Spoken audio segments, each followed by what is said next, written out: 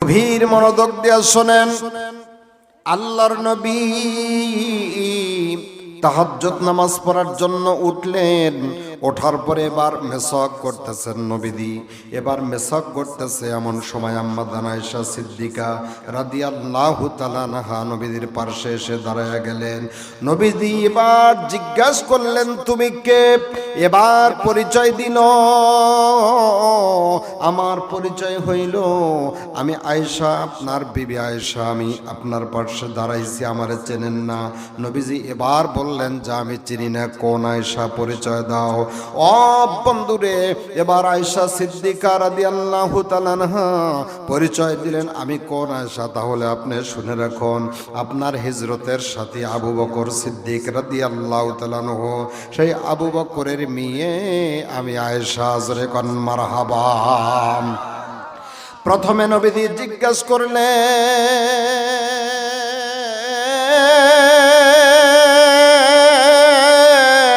তুমি কোন আয়েশা? এবার আয়েশা রাদিয়াল্লাহু তাআলা আনহা নবীজির কাছে পরিচয় দিলেন, আমি আবু বকর, আমি আয়েশা। এবার বললেন কোন আয়েশা? এবার পরিচয় দিলেন, আমি আবু বকরের মেয়ে আয়েশা, হিজরতের সাথী। নবীজি জিজ্ঞাসা করলেন, কোন আবু বকরের মেয়ে আয়েশা তুমি জানতে চাই? এবার হযরতে আয়েশা সিদ্দিকা রাদিয়াল্লাহু তাআলা আনহা এবার চুপ থাকলেন, কথার জবাব দেয় নাই। জোরে কোন সুবহানাল্লাহ। হযরত আয়েশা সিদ্দিকা রাদিয়াল্লাহু তাআলা আনহা অবাক হয়ে গেলেন, আমারে চেনে না? যার ঘর সংসার করতেছি, বিবি হিসেবে যার ঘরে আমি অবস্থান করতেছি, যিনি আমার স্বামী, আমি যার বিবি, সে আমারে চিনতেছে না। পরিচয় দেওয়া হলো আবু বকরের মেয়ে আয়েশা। তারপরেও নবীজি বলতেছে যে কোন আবু বকরের মেয়ে? তার মানে হলো নবীজি আয়েশাকে চেনে না, আবু বকরকেও চিনতেছে না। জোরে কোন মারহাবা। আম্মা জান আয়েশা সিদ্দিকা রাদিয়াল্লাহু তাআলা আনহা মনের মধ্যে কষ্ট পাইলেন, আর কথা বলার প্রয়োজন মনে করলেন না। যে কথা বলে লাভকে, যেহেতু আমারে চেনে না, আমার বাবারেও চেনে না, নবীর সঙ্গে আর কথা বাড়াইয়া লাভকে, আর কথা বলার প্রয়োজন মনে করলেন না। ও বন্ধুরে, এবার রুমের মধ্যে গেলেন, যাওয়ার পরে বসে বসে কান্নাকাটি করতেছে। নবীজি এবার মেসওয়াক করলেন, এরপরে সুন্দর করে ওযু করলেন। ওযু করার পর নবীজি নামাজে দাঁড়ায়া গেলেন। জোরে কোন সুবহানাল্লাহ। ওয়াকিমুস সালাতা ওয়া আতুজ যাকাত।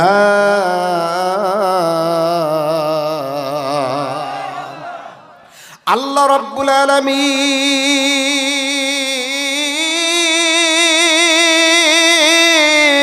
পরিষ্কার করে বলেছেন, আকিমুস সালাত, নামাজ কায়েম করো।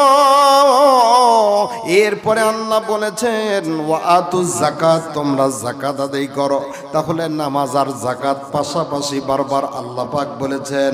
ও বন্ধুরে, অন্য আয়াতের মধ্যে বলেছেন, চারটা বিষয়ের কথা স্পষ্ট করে আসছে। এক নাম্বার হলো নামাজ। ইন্না সলাতি ওয়া নুসুকি ওয়া মাহইয়ায়া ওয়া মামাতি লিল্লাহি রাব্বিল আলামিন।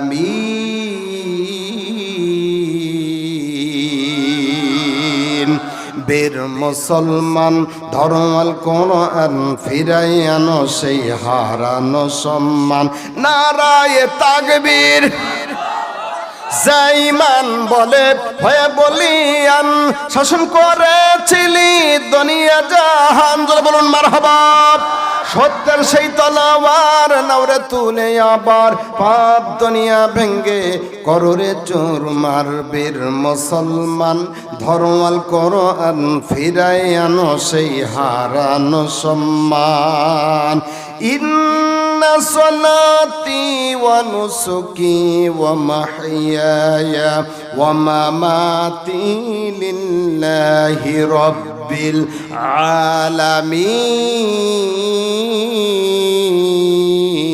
আলামিন। নিশ্চয় আমার নামাজ, আমার কুরবানি, আমার বেঁচে থাকা, আমার মরে যাওয়া, আমার নামাজ আমার কুরবানি, আমার বেঁচে থাকা, আমার মরে যাওয়া সব কিছু হবে আল্লাহর জন্য। ও বন্ধুরে, নামাজ পড়বো আল্লাহর জন্য, কোরবানি করব আল্লাহর জন্য, আমরা বেঁচে থাকবো আল্লাহর জন্য, আবার মারা যাব তাও আল্লাহর জন্য। হায়াত মৌতের মালিক হলো আল্লাহ। কথা বলেন ঠিক কিনা? আমার বাজানডি,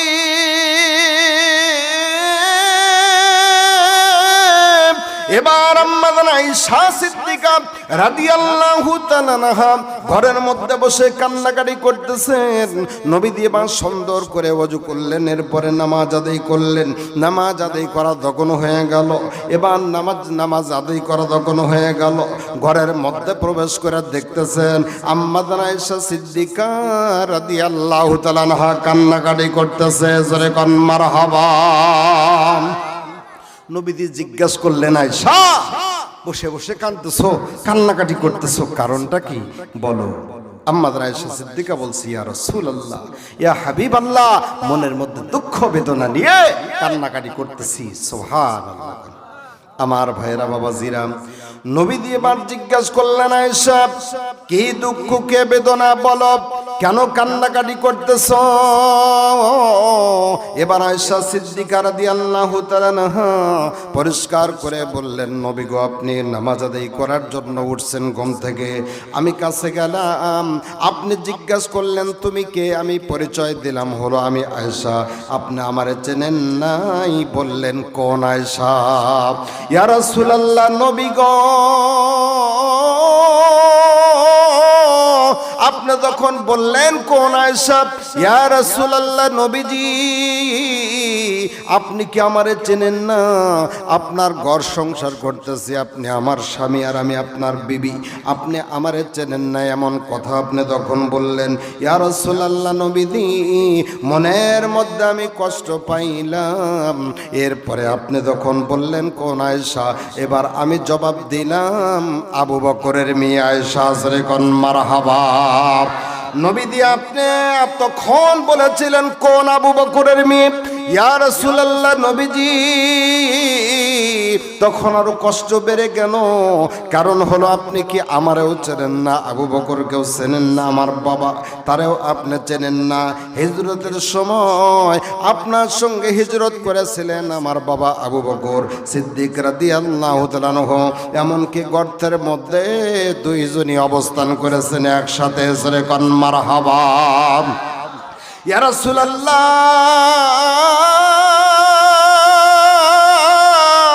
আপনার একটু দুঃখের কথা স্মরণ করায় দেই গো নবী। গর্তের মধ্যে আমার বাবা যখন গিয়েছিলেন, আপনার সঙ্গে যখন গর্তের মধ্যে প্রবেশ করলেন গো নবী, ওই গর্তের মধ্যে অনেকগুলো ছিদ্র ছিল। ইয়া রাসূলুল্লাহ, নবী গো, ওই ছিদ্রগুলো বন্ধ করার জন্য মাথার পাগড়ি ছেড়ে গর্তগুলো আস্তে আস্তে বন্ধ করতেছে। সমস্ত ছিদ্র বন্ধ হয়ে গেল, একটা ছিদ্র বন্ধ হয় নাই। এই কাপড় যখন শর্ট পরে যায়, তখন আমার বাবা কি করে, পা দিয়া ওই গর্ত বন্ধ করে দেয়। জোরে কোন আল্লাহু আকবার। ইয়া রাসূলুল্লাহ, নবীজি সমস্ত গর্ত কাপড় দিয়া বন্ধ করলেন। একটা গর্ত বন্ধ করার মতো কোনো কাপড় ছিল না, এই জন্য পা দিয়া বন্ধ করে ফেলে। আমার ইয়া রাসূলুল্লাহ, নবীজি শোনেন, গর্তের মধ্যে একটা সাপ ছিল, বিষাক্ত সাপ এসে ওই যখন পায়ের মধ্যে কামড় দিল, বিষের যন্ত্রণায় ছটফট করে, কিন্তু আপনার ঘুম থেকে জাগায় না। যেরকম সুবহানাল্লাহ। আমার বাবা আপনার জন্য কত ত্যাগ স্বীকার করেছেন গো নবী।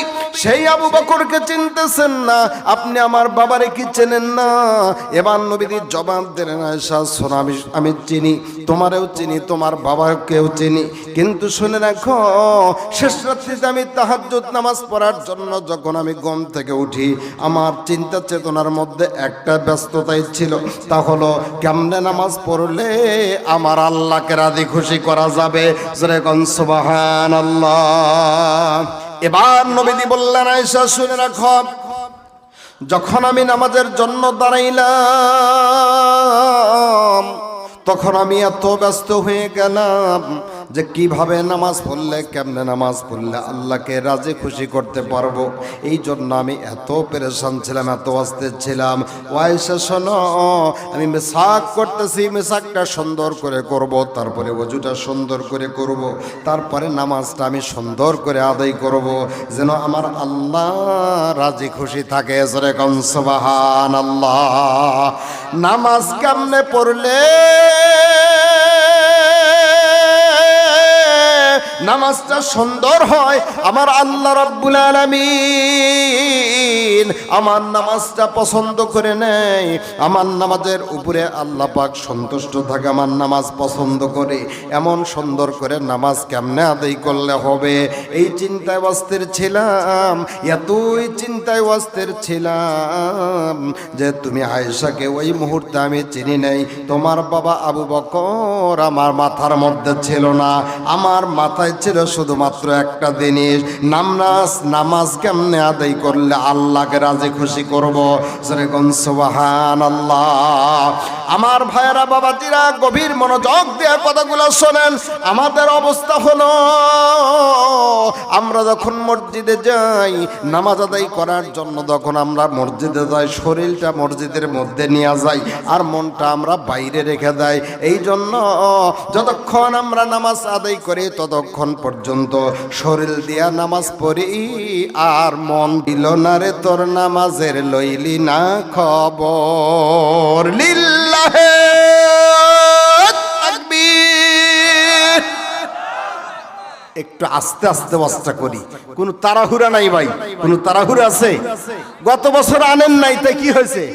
অন্য জায়গায় মাহফিল করছি, কেউ কেউ মনে করছে এই ফাঁকি দিছি আবু বকর সিদ্দিক বাঙালি, তারে আনি নেই মনে হয়, আর কোনো জায়গায় দাওয়াত পাইতেছেন না। ভুল। সূর্য এই জায়গায় ডুবে যায় আর এক জায়গায় ওঠে, ঠিক কিনা বলেন? এ ভাই, বাংলাদেশে এখন সূর্য ডুবে গেছে, সৌদি আরবে এখনো পর্যন্ত হয়তো ডুবে নাই, বা আমেরিকাতে এখনো পর্যন্ত ডুবে নাই, পৃথিবীর অনেক প্রান্তে এখনো পর্যন্ত সূর্য আলো দিচ্ছে, কথা কোন ঠিক কিনা? ধৈর্য ধারণ করেন, ওয়াজটা আস্তে আস্তে করবো, আমার কোন তাড়াহুড়া নাই, আমি ধীরস্থির ভাবে ওয়াজ করা পছন্দ করি। আর যারা তাড়াহুড়া করে ওই বক্তা আমি দেখতে পারি না, কিসের তাড়াহুড়া, ঠিক কিনা বলেন? আগামীকাল আর একটা ওয়াজ আছে, ওইদিকে ভুরভুরিয়া গ্রাম আছে, ভুরভুরিয়া গ্রামে আগামীকাল মাহফিল আছে। এর আগ পর্যন্ত ফিরি আছি, সার্ভিস দিতে রাজি আছি, কারণ হলো আল্লাহকে রাজি খুশি করা প্রয়োজন, ঠিক কিনা বলেন? আল্লাহর জন্য। আমার বন্ধুগণ শোনেন, নবীজি সাল্লাল্লাহু আলাইহি ওয়াসাল্লাম সেরা মানুষ, তার নামাজ একটু নমুনা আপনাদের সামনে তুলে ধরলাম, আরো কথা বলতেছি। একজন খ্রিস্টান বিজ্ঞানীর কথাটা মনে পড়ে গেল। খ্রিস্টান বিজ্ঞানী, নাম তার মাইকেল হার্ট। মাইকেল হার্ট সিদ্ধান্ত নিল, পৃথিবীর মধ্যে আমি 100 জন লোককে বাছাই করব, সেরা মানুষ 100 জন নির্বাচন করব, কোটি কোটি মানুষের মধ্য থেকে 100 জনকে আমি বাছাই করব। যেরকম মারহাবা। আমার ভাইরা, বাবাজিরা, খ্রিস্টান বিজ্ঞানী, নাম তার মাইকেল হার্ট, এবার সিদ্ধান্ত নিল যে 100 জন লোককে বাছাই করবে, যাদের জীবনী লিখবে, একটা বই লিখবে, ওই বইয়ের নাম দিবে হলো দ্য 100। এই বইয়ের নাম রাখা হবে ইংরেজিতে, কি বইটা লিখবে মাইকেল হার্ট নামক একজন খ্রিস্টান বিজ্ঞানী। সিদ্ধান্ত নিল 100 জন লোক বাছাই করবে। এবার 100 জন লোকে জীবনী লেখা শেষ হয়ে গেল। ওর মধ্যে আমার আপনার নবীর নাম এটা কিন্তু বাদ পড়ে নাই রে ভাই, যদিও সে খ্রিস্টান বিজ্ঞানী, কিন্তু তার মাথার মধ্যে আসছে মুসলমানদের নবীও একজন মহামানব। পৃথিবীর জমিনে যত নামি দামি মানুষ পৃথিবীর জমিনে আগমন করেছে, তার মধ্য থেকে একজন হলো মুহাম্মাদুর রাসূলুল্লাহ সাল্লাল্লাহু আলাইহি ওয়াসাল্লাম। এবার 100 জন লোকের জীবনী যখন লেখা শেষ হয়ে গেল, এবার চিন্তায় পড়ে যায় কার নামটা আগে লিখবে। ভালোর মধ্যেও তো আবার ভালো আছে, সেরাদের একজন আবার সেরা আছে। কার নাম 1 নম্বরে, কার নাম 2 নম্বরে, কার নাম 99 নম্বরে, কার নাম 100 নম্বর সিরিয়াল করব। আমার কাছে গোটা পৃথিবীর মধ্যে 100 জন লোকের জীবনে আমি লিখলাম, এই 100 জন লোকের মধ্যে আবার 1 নম্বরে কে থাকবে। এইটা নিয়ে চিন্তায় পড়ে গেল খ্রিস্টান বিজ্ঞানী। জোরে কোন মারহাবা। আমার বন্ধুগণ, এবার মাইকেল হার্ট যখন দা 100 বইটি লিখলো, এবার 1 নম্বরে কার নামটা আগে লিখবে, কার নাম 2 নম্বরে, কার নাম 3 নম্বরে, 99 100 কার নাম লিখবে। মহা চিন্তায় পড়ে গেল। সিদ্ধান্ত নিল, আমি আর কেউ না, আমি কোনো পক্ষপাতিত্ব করব না, নিজের ধর্মের হোক আর অন্য ধর্মের হোক, এবার আমি কোনো পক্ষপাতিত্ব করব না। যারে ভালো ভালো মনে হবে, মহামানব মনে হবে, তার আমি 1 নাম্বার সিরিয়াল দেব। জোরে কোন মারহাবা। আমার ভাইয়েরা, বাবাজিরা, এবার 100 জন লোকের জীবনে লিখল, সিদ্ধান্ত নিল মুসলমানদের নবী, আখির নবী মুহাম্মদুর রাসূলুল্লাহ সাল্লাল্লাহু আলাইহি সাল্লাম যেহেতু আমার ধর্মের নবী নয়, সে হলো মুসলমানদের নবী, মুসলমান ধর্মের। তো কি হয়েছে, আমি যেহেতু পক্ষপাতিত্ব করব না, অতএব আখির নবী মুহাম্মদুর রাসূলুল্লাহ সাল্লাল্লাহু আলাইহি সাল্লাম মুসলমানদের নবীর নাম রাখবো 1 নম্বরে, সেরাদের সেরা বানাবো তারে। জোরে কোন মারহাবা। আমার বাজানে লক্ষ্য করেন, এবার যখন লেখা হয়ে গেল, 1 নম্বর সিরিয়াল করলো, আমার আপনার নবীর নাম 1 নম্বরে রাখলো, কিন্তু সে হলো একজন খ্রিস্টান ধর্মের লোক। এই বইটা যখন প্রচার হয়ে গেল, সবাই দেখে অবাক, নিজের ধর্ম হলো খ্রিস্টান আর মুসলমানদের নবীর নাম 1 নম্বরে কেন দিল? এই প্রশ্নটা এবার এর কাছে মাইকেল হার্ট খ্রিস্টান বিজ্ঞানীর কাছে প্রশ্ন করলো। বন্ধুরে, এবার এই খ্রিস্টান বিজ্ঞানী পরিষ্কার করে জবাব দিল যে আমার কাছে যেটা ভালো মনে হয়েছে, যারা আমি সেরা মনে করেছি, তার নামটা আগে রেখেছি। মুসলমানদের নবী আখির নবী মুহাম্মদুর রাসূলুল্লাহ সাল্লাল্লাহু আলাইহি সাল্লামকে আমার কাছে সবচেয়ে মূল্যবান মনে হয়েছে, এই জন্য তার নাম রাখছি 1 নাম্বার সিরিয়াল। জোরে কোন সুবহানাল্লাহ। সবাই খুশি, কিন্তু খ্রিস্টানরা খুশি না। এবার তারা প্রশ্ন করলো, আপনি একজন খ্রিস্টান বিজ্ঞানী মাইকেল হার্ট, নিজের ধর্মকে মূল্যায়ন না করে মুসলমানদের ধর্মকে আপনি মূল্যায়ন করেছেন, সম্মান দিয়েছেন, মর্যাদা দিয়েছেন, মুসলমানদের নবীর নাম 1 নাম্বার কেন রাখলেন? এইটা আপনি মোটেই কাজটা ঠিক করেন নাই। কেন বলে এটা করেছি, আমার কাছে ভালো মনে হয়েছে, যোগ্য মনে হয়েছে, মহামানব মনে হয়েছে, 1 নাম্বার মনে হয়েছে, এই জন্য তার নামটা রেখেছি 1 নাম্বার সিরিয়ালে। জোরে কোন মারহাবা। খ্রিস্টানরা বলতেছে, এতই যদি আপনার ভালো লেগে থাকে, এতই যদি আপনার পছন্দনীয় হয়ে থাকে, তাহলে পছন্দের ব্যক্তির তো একটা ধর্ম আছে, ইসলাম ধর্ম। আপনি কেন তার অনুসারী হন না? কেন তার আপনি উম্মত হন না? কেন তাকে আপনি রসুল বলে মেনে নেন না? মুসলমান কেন হন না? এই প্রশ্ন থেকে যায় খ্রিস্টানদের। কথা কন ঠিক কিনা? বলতেছে আপনি 1 নাম্বার সিরিয়াল দিলেন, মুসলমানদের নবী এতই যেহেতু আপনার পছন্দ, তাহলে তার ধর্মটা মেনে নিয়ে তার উম্মত হয়ে তাকে রসুল মানলিত হয়, তাহলে তো আর অসুবিধা হয় না। এবার জবাব দিল, যে কি জবাব দিল, কথাটা কি শুনতে চান? আমার বন্ধুগণ লক্ষ্য করেন, গভীর মনোযোগ দিয়ে শোনেন। এবার প্রশ্ন করলো যে আপনি যেহেতু 1 নম্বরে রাখলেন, মুসলমানদের নবীর নাম 1 নম্বরে সিরিয়াল করলেন, তাহলে আপনি ইসলাম ধর্মটা মেনে নিলেই তো হয়। এবার এই খ্রিস্টান বিজ্ঞানী পরিষ্কার করে জবাব দিল, ইসলাম ধর্ম নিয়ে গবেষণা করেছি, আমি একজন খ্রিস্টান বিজ্ঞানী, কিন্তু আমি কোরআন পড়েছি, আমি হাদিস পড়েছি, ইসলামের ইতিহাস আমি পড়েছি, পড়ে বুঝতে পেরেছি যে আখিরি নবীর মানে সৌন্দর্য মানে সব দিক দিয়ে সেরা, সে হলো সব দিক দিয়েই হলো মহামানব, এই জন্য তাকে আমি 1 নাম্বার সিরিয়াল দিছি। কিন্তু আমি মুসলমান কেন হই না? মুসলমান না হওয়ার কারণ হলো মুসলমানদের যে চরিত্র, মুসলমানদের যে স্বভাব, মুসলমানদের যে মর্যাদা, মুসলমানদের যে মূল্যায়ন, বর্তমান পৃথিবীতে নিকৃষ্ট মানুষ যাকে মূল্যায়ন করে না তার নাম হলো মুসলমান। মুসলমানদেরকে পৃথিবীবাসী আর মূল্যায়ন করে না, এই জন্য নবীকে পছন্দ কিন্তু তার উম্মতকে আমার পছন্দ না। নাউজুবিল্লাহ। কোন নবী পছন্দ, উম্মত পছন্দ না। চিন্তা করেন, কথা কিন্তু একেবারে খারাপ কয় নেই ভাই। আমার নবী, আমার আপনার নবীর যে চরিত্র, সৌন্দর্য, মহামানব ছিলেন, যেভাবে আমাদেরকে গড়াইতে চেয়েছিলেন, আমাদেরকে যেভাবে চেয়েছেন উম্মত এইরকম হোক, আমরা কি ওই রকম হতে পেরেছি? আমার বন্ধুগণ, ওই রকম হওয়ার কি আমরা চেষ্টাও করতেছি? তাও চেষ্টা নাই। এই জন্য খ্রিস্টান বিজ্ঞানী মাইকেল হার্ট দ্য 100 বইটা লেখার পর উনি পরিষ্কার করে জবাব দিল, 1 নাম্বার সিরিয়াল করেছি, কোরআন পড়েছি, হাদিস পড়েছি, ইসলামের ইতিহাস পড়ে বুঝতে পেরেছি মুসলমানদের নবী হলো মহামানব, তার উপরে একজনও নাই। কিন্তু নবী আমার কাছে পছন্দ, উম্মত আমার কাছে পছন্দ না, ওরা নিকৃষ্ট আচরণ করে বেড়ায়। কথা কোন ঠিক কিনা? আমার ভাইরা, ওই হুজুর একটা ওয়াজ করছে, কোরআনের আয়াত বলছে বন্ধুকে খুশি করার জন্য রসুলকে বাজার করছে, আছে না নাই? দাড়ি সেভ করে বন্ধু বান্ধব আমারে পছন্দ করুক, ঠিক কিনা?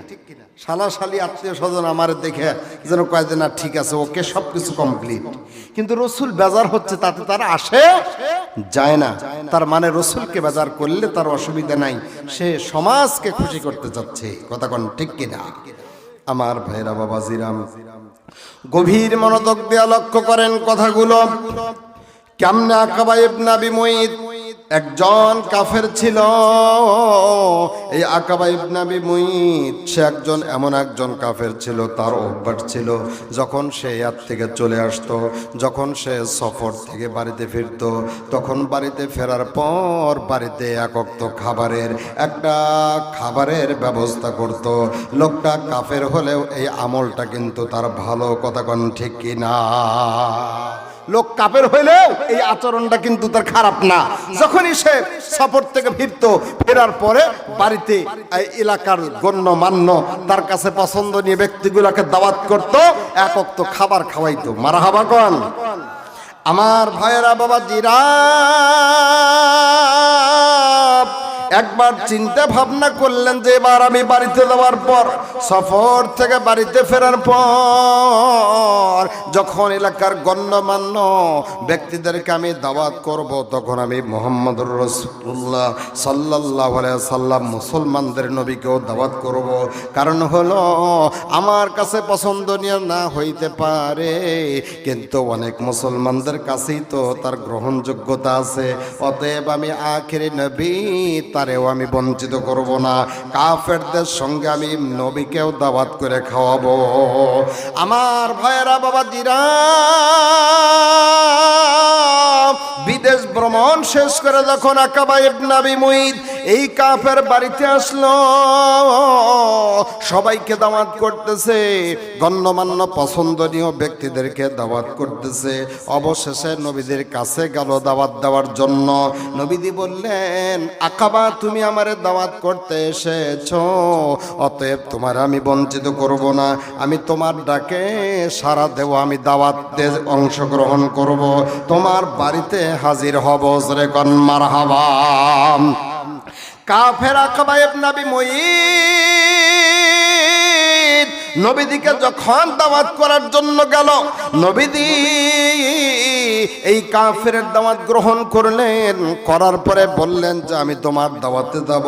আমার বন্ধুগণ সময় যখন ঘনিয়ে আসলো, সময় যখন নির্ধারিত সময় যখন চলে আসলো, কাফেররা আসতেছে, নেতৃস্থানীয় ব্যক্তি যাদেরকে দাওয়াত করা হয়েছে সবাই আসলো, এমনকি আমাদের নবী সেও কাফেরের বাড়িতে গেল, দাওয়াতে অংশগ্রহণ করলো। জোরে কান মারহাবা।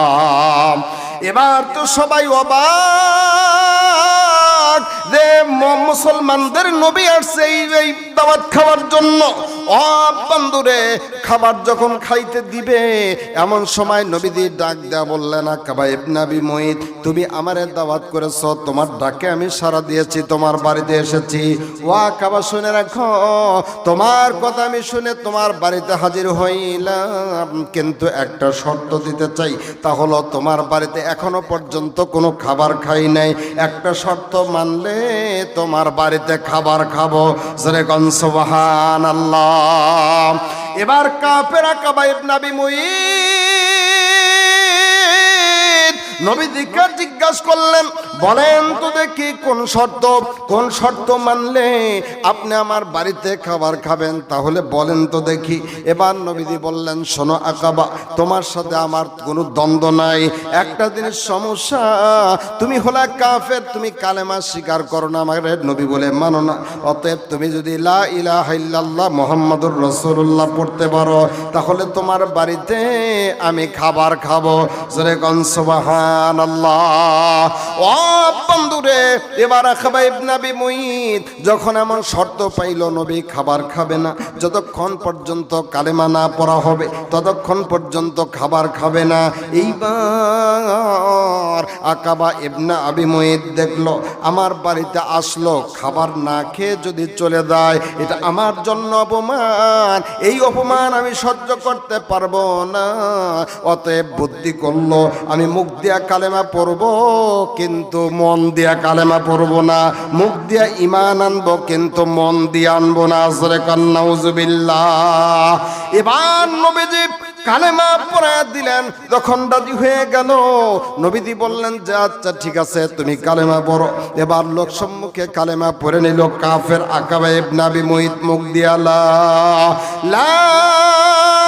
ইলাহা ইল্লাল্লাহু মুহাম্মাদুর রাসূলুল্লাহ। আল্লাহু আকবার। কালেমা পড়ছে, কিন্তু কি দিয়া পড়ছে ভাই? মুখ দিয়া কালেমা পড়ছে, মন দিয়া কালেমা পড়ে নাই। কিন্তু মুখ দিয়া যে পড়ছে খবর তো ছড়ায় গেছে, গণ্যমান্য লোকজন সবাই দাওয়াত খাইতে গেছে। এই দৃশ্য দেখলো তার ঘনিষ্ঠ বন্ধুর নাম হলো উবাই ইবনে খালদ, ওই মজলিসের মধ্যে ছিল। কাছে গিয়ে বলছে, আকাবা ইবনে আবি মুঈত, এটা তুমি কি করলে? তুমি ধর্মকে বিসর্জন দিলে, ধর্ম ত্যাগ করে বিধর্মী হয়ে গেলে, এইটা তো মানতে পারি না। একজনকে খুশি করার জন্য তুমি আমাদেরকে বাজার করেছো, অতএব তুমি তার নিয়েই থাকো, আমরা যারা আছি একজন তোমার বাড়িতে খাবার খাবো না, তুমি থাকো, নবীকে নিয়ে থাকো, আমরা চলে গেলাম। উবাই ইবনে খালদ কাফেরদের নেতা এই রাজনীতি যখন শুরু করলো যে থাকো, নবীকে নিয়ে থাকো, আমরা গেলাম। বন্ধু বান্ধব নেতৃস্থানীয় লোকজন নিয়ে যখন রওনা করছে, ও মহা বেকায়দায় মুখ দিয়া পড়ছি, মন দিয়া পড়ি নাই, কিন্তু ঝামেলা সৃষ্টি হয়ে গেল। আমাকে তো এইটা নিয়ে পড়ে থাকলে হবে না, আমার এই কাফের লিডাররা এগুলো ছাড়া তো আমার চলবে না। সিদ্ধান্ত নিল যে আমি তাদেরকেও খুশি করব। আমার বন্ধুগণ, দুই দিকে খুশি করা সম্ভব? বলেন, দুই দিকে খুশি করা কখনো সম্ভব না। মুনাফিকরা কিন্তু চেষ্টা করে দুই দিকে খুশি করার জন্য। আমার ভাইরা বাবাজিরা, লম্বা কোনো বক্তব্য নয়, সংক্ষিপ্ত আকারে বলতে চাই। এবার উবাই ইবনে খালদ যখন সিদ্ধান্ত নিল আর জানায়া দিল যে আকাবা ইবনে আবি মুঈত, তুমি যেহেতু কালেমা পড়ে হয়েছো, বিধর্মী হয়ে গেছো, তোমার বাড়িতে আমরা খাবার খাবো না, থাকো, তুমি নবীকে নিয়েই থাকো, আমরা গেলাম। যখন এমন কথা বলছে, এবার গিয়া বলছে যা বলবেন শুনবো, তারপরেও আপনি না খায়া যাবেন না। আমার ভাইয়েরা বাবাজিরা, এবার উবাই ইবনে খালদ কাফের লিডার এই আকাবাকে বলল, তুমি কেন কালেমা পড়েছ? বলছে যে আমি মুখ দিয়ে পড়েছি কিন্তু আমি অন্তর দিয়ে পড়ি নাই। এটা বিশ্বাস করি না, তুমি যে অন্তর দিয়ে পড়ো নাই এটা প্রমাণ করা লাগবে। মুহাম্মাদের মুখের দিকে যদি থুতু নিক্ষেপ করতে পারো, যদি তুমি থুতু মারতে পারো, তাহলে বুঝবো তুমি আসলে মুখ দিয়া পড়েছ, অন্তর দিয়া পড়ো নাই। আমার ভাইরা বাবাজিরা, এক ওয়াক্ত দাওয়াত খাওয়াইতেন, কত কাহিনী। এবার বলতেছে কাফের বন্ধুরা বলল, তুমি যদি তার মুখের দিকে থুতু নিক্ষেপ করতে পারো তাহলে আমরা খাবার খাবো। এবার আকাবা ইবনে আবি মুঈত তাদেরকে খুশি করার জন্য বলল, আচ্ছা ঠিক আছে, তোমাদের কথাই আমি শুনবো, তার মানে মুসলমানদের নবীর মুখে থুতু নিক্ষেপ করব, তারপরেও তোমাদেরকে আমি বাজার করব না। আমার ভাইয়েরা বাবাজিরা, নবীদের মুখে থুতু নিক্ষেপ করা কিন্তু একেবারে সহজ ব্যাপার না, কথা কোন ঠিক কিনা? ও বন্ধুরে, নবীদের মুখে যদি থুতু নিক্ষেপ করে পরিণতিটা কত ভয়াবহ হবে, পরিস্থিতি কত খারাপ হবে। নবীদের মুখে থুতু মারার মতো এত বড় বেয়াদবি আকাবা ইবনে আবি মুঈত ডাক করেছিল কিনা? থুতু যদি মেরেও থাকে তারপরে তার পরিণতিটা কেমন হয়েছে, কত ভয়াবহ হলো, দুনিয়াতে তার শাস্তি কেমন হলো, এটা দেখার দরকার আছে না নাই? লিল্লাহি তাকবীর। ওয়ামা আরসালনাকা ইল্লা রাহমাতাল লিল আলামিন। রহমতের নবী আমার আপনার নবী হলো রহমতের নবী, দয়ার নবী, মায়ের নবী। মারহাবা কোন, সুবহানাল্লাহ কোন। কবরস্থানের জালসা ভাই, এই দুনিয়ার থেকে আমাদের যাওয়া লাগবে না ভাই। কোন দাদা গেছে, দাদি গেছে, নানা গেছে, নানি গেছে, কেউ তো আর ফিরে আসবে না। আসবে? আর যখন আসবে তখন তো আমরা সহ আসবো, নাকি বলেন? দাদা গেল, দাদি গেল, আর নানা গেল, নানি গেল, কেউ এলো না ফিরে, তোমার যাইতে হবে গো ওই না অন্ধকার কবরে, তোমার যাইতে হবে গো। আজ না হয় কাল তুমি যাই বা কবরে, যাওয়ার সময় দেখবে চেয়ে গো তোমার সবই রইল পরে, যাওয়ার সময় দেখবে চেয়ে গো। আমার বন্ধুরে, লম্বা কোনো কথা নয়, যে আলোচনা ধরেছি আলোচনাটা আপনাদেরকে শোনাইতে চাই। নবীর মুখের দিকে থুতু নিক্ষেপ করার সিদ্ধান্ত হয়ে গেল, দেখি তো থুতু মারতে পারে কিনা, তারপরে পরিণতিটা কি হয় আলোচনা শোনাইতে চাই। দড়িপাড়া নলসিয়া দড়িপাড়া কবরস্থানের উন্নতি কল্পে যে মাহফিলের ইন্তজাম করেছেন, মাত্র কয়েকটা মিনিট আপনাদের কাছে সময় চাই।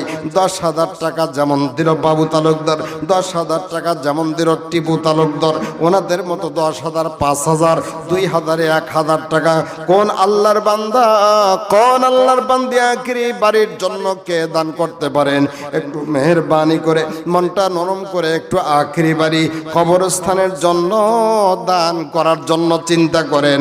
আমার বন্ধুগণ, এই আখিরি বাড়িকে সুন্দর করার জন্য, আখিরি বাড়ির কথা চিন্তা ভাবনা করে পরকালে আমল মানে নেক আমলের পাল্লা ভারী করার জন্য, ও যুবক ভাইয়েরা, ও মুরব্বী বাবাজিরা, ও মা বোনেরা, পর্দার আড়ালে যারা আছেন, মেহেরবানি করে জমিনের ফসল থেকে 1 মণ ধান অথবা আধা মণ ধান, 1 বস্তা সিমেন্ট, 500 টাকা অথবা যে যা পারেন আল্লাহর ওয়াস্তে মেহেরবানি করে সর্বপ্রথম একজন লোক দাঁড়ায় আজান দেখি তো কে 2,000 টাকা দান করবে, কে 5,000 টাকা দান করবে। সর্বপ্রথম একজন দাঁড়ান, আমি একটু তার জন্য দোয়া করব। সর্বপ্রথম একজন দাঁড়াইল, নাম কি মুরব্বীর? নাম কি? আব্দুল আজিজ তালুকদার। সভাপতি সাহেবের শ্বশুর আব্দুল আজিজ তালুকদার। লিল্লাহি তাকবীর। আব্দুল আজিজ তালুকদার সভাপতি সাহেবের শ্বশুর, উনি দান করলেন নগদ 1,000 টাকা। বাকি কত? উল্লাপাড়ার থেকে এসে 10 বাপ বেটা 20,000 টাকা দান করলো। আর এখানকার লোক দেখি কি করে, 1000 টাকা নগদ। আব্দুল আজিজ তালুকদার, আমার মিয়া, হ্যাঁ মিয়া, মিয়া আজিদে একটা মিয়া, তার মানে আচ্ছা হুজুরের স্ত্রী, এটা আমার জামাই। আচ্ছা ঠিক আছে। তাহলে বাপ 1000, বিটি 1000। মারহাবা কর। 2000 টাকা দান করলেন, জোরে গান মারহাবা। একটা ছোট্ট মনোজাত আল্লাহুম্মা আমিন। আল্লাহ তাআলা তোমার বান্দা আজিজ তালুকদার 1000 টাকা দিলেন, তার কলিজার টুকরা মেয়ে 1000 টাকা দান করলো, বাবা 1000, মেয়ে 1000, দুইজনে মিলে 2000। রব্বুল আলামিন আয় আল্লাহ এদের দানকে কবুল করো, হায়াত দারাজ করো, জানে মানে বরকত দাও। পরিবার থেকে যারা মারা গেছে সবার কবর জান্নাতের টুকরা বানাও, বলুন আমিন। তারপরে কে আছেন 1000 করে টাকা আব্দুল হাকিম 1 মন দান দিল, লিল্লাহি তাকবীর। দানবীর আব্দুল হাকিম দিল 1 মন ধান, জোরে গান মারহাবা। আল্লাহ তাআলা আব্দুল হাকিমের দান কবুল করো, হায়াত দারাজ করো, জানে মানে বরকত দাও, আপদ বিপদ দিও না। বংশের মধ্যে যত মানুষ মারা গেছে জীবনের গুনাহ মাফ করো, কবরে আযাব থাকলে নাজাত দাও, বলুন আমিন।